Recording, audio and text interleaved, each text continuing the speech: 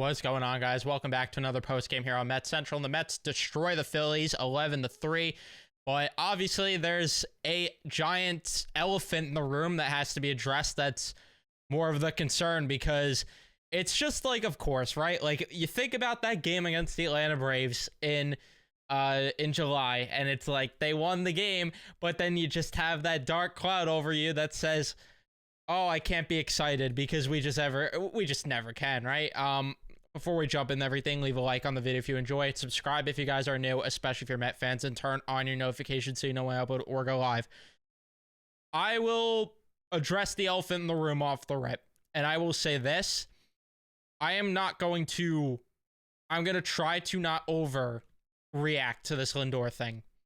I'm going to try not to.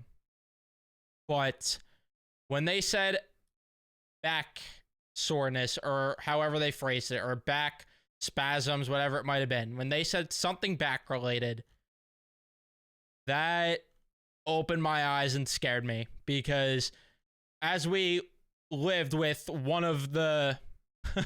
as we lived with David Wright, we know how back injuries could be. And I don't know, obviously, the extreme of it, and I'm just hoping that they were up 7-0, so they're like, you know what, fine, just let him come out of the game and he'll be okay. He'll be ready to go tomorrow. If he's in the lineup tomorrow, I am not worried one bit all of a sudden. But if he is not in the lineup tomorrow, or if we don't get an update tonight, I'm going to freak out. And I'm probably going to freak out until we actually get an update or see tomorrow's lineup card. Because if Lindor is going to miss any time, this team is complete and utterly fucked. I mean, there's just no way around it. He's been the most consistent guy since May. We all know this. There's a reason we're talking about him in the MVP conversation. And if he misses any extended period of time, I don't even know what I'm going to say or do. But that would really hurt what the stretch of games could have been for the Mets if he misses any extended period. If he ends up on an IL stint, that could change this team making the playoffs versus missing. And I'm worried. I'm not going to sit here and pretend I'm not worried, but we'll move on and talk about the game, because the Mets did have a lot of good to take away from the game outside of the way Alex Young pitched in the 9th inning. But yeah, let's talk about it. First inning, Lindor strikes out, Vientos grounds out, back-to-back walks from Nimmo and Alonso, and then Winker grounds out. We go to the bottom of the first, where Schwarber grounds out, Trey Turner flies out, Harper with a double, Castellanos grounds out. Top of the second inning, a 1-2-3 inning by Aaron Nola. Bottom of the second, 1-2-3 inning by Jose Quintana. 1-2-3 inning again from Nola as he strikes out the side in the third inning. And it felt like we were rewatching a game from a few days ago, didn't it? Bottom of the third, Kennedy grounds out, Rojas with a single, gets caught stealing second base. Good tag there by Lindor, of course, and then Schwarber lines out. We go to the fourth inning, where the Mets go down 1-2-3, and it just felt like they were going to get no hit again. Like, there's just no way around it. We go to the bottom of the fourth, where Quintana had a 1-2-3 inning. Fifth inning, Iglesias gets a single, and then Taylor gets a single. Aaron Nola must have been tipping his pitches, because somebody caught on the broadcast there that he was pointing to the inner part of the plate when he was on second base and Alvarez was up. And then an inside pitch comes to Alvarez and he tanks it to make it 3-0. So there must have been something there, because after Bader strikes out, Lindor with a single, Vientos with a single, Nimmo hits a home run 6-0. I don't know who caught it. Maybe JD Martinez, because he's better than our hitting coaches and he didn't play today and he spent a lot of time watching film during this game. But that knocked Aaron Nola out in the fourth inning. And I was like scoring in bunches, but you got the best pitcher, one of the best pitchers in baseball, out of the game in the fourth inning. I'll sit here. I won't sit here and complain. I'll take it. Alonso with a single. Winker strikes out. Iglesias lines out. We go to the bottom of the fifth, where Quintana, another 1-2-3 inning. Top of the sixth inning, Taylor pops out. Alvarez grounds out. Bader with a double. Lindor with a double to make it 7-0. Gets picked off, though, in between running the bases. He fouled one off his leg during this at bat. So I thought maybe it was that. because this was the last time we saw Lindor, or actually the bottom of the 6th inning where he played defense is the last time we saw him. And then people are pointing to maybe the way he ran the bases, but I don't know. It literally could have been anything with a back injury. It literally could be anything. And that's the scary part. And I just pray that he is fine. But bottom of the 6th inning, back-to-back ground outs, a single from Schwarber, Turner lines out. We go to the 7th inning where the Mets go down in order.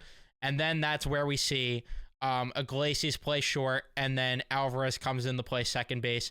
Quintana, though, again, 1-2-3 inning, picking up 2 strikeouts there. Unbelievable start from him. I have no bad things to say other than please don't play your way into staying, because I'm happy about the way he's pitching now, but I don't know. I don't know about all this being sustainable. But 8th inning, Winker with a single. Iglesias hits into a force out. Taylor strikes out. Alvarez with a single, and then Bader with a home run to make it 10-0. A game where they have 3 3-run home runs. I'm not complaining. Alvarez, though, grounds out. We go to the 8th inning where Phil Maton comes in. Weird that he was in a game where they were up by this much, but I guess they wanted to give him work. He gets a 1-2-3 inning. 9th inning, Cody Clemens is pitching for the Phillies, and Alonso, of course, with 2 outs, gets a home run to make it 11-0. They'd get 2 base runners, and then it would end. And then Alex Young, I kid you not when I say this, he should be demoted to AAA for this outing. I'm not over-exaggerating that. Walking batters when you're up 11-0 is beyond unserious work. So he gets a ground out, walks Schwarber, Stevenson strikes out, Harper walks, Marsh then hits a home run, then a strikeout, then another walk, and then Stott ends up lining out, but he could not locate if his life depended on it. And of course, Gary mentions they did not walk a batter, and then literally the next pitch, walk their first batter of the game, and he allowed all 3 walks of the Mets pitching staff. They didn't even get a lot of strikeouts today, which is weird, but only allowed 4 hits.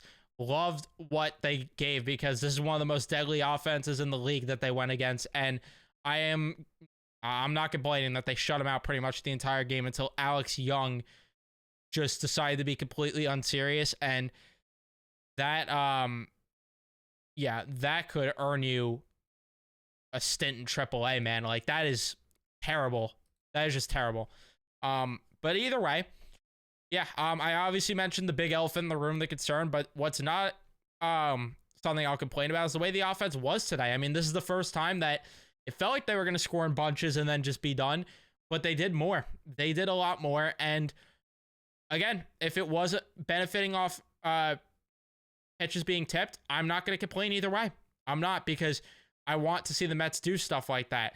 Love seeing Nimmo get 3 RBIs. Alvarez, Bader, all getting 3 RBIs. Nimmo, most importantly, who needs to get going, especially if, God forbid, Lindor is going to miss an extended period of time, because he's probably the guy that will be back in the leadoff spot.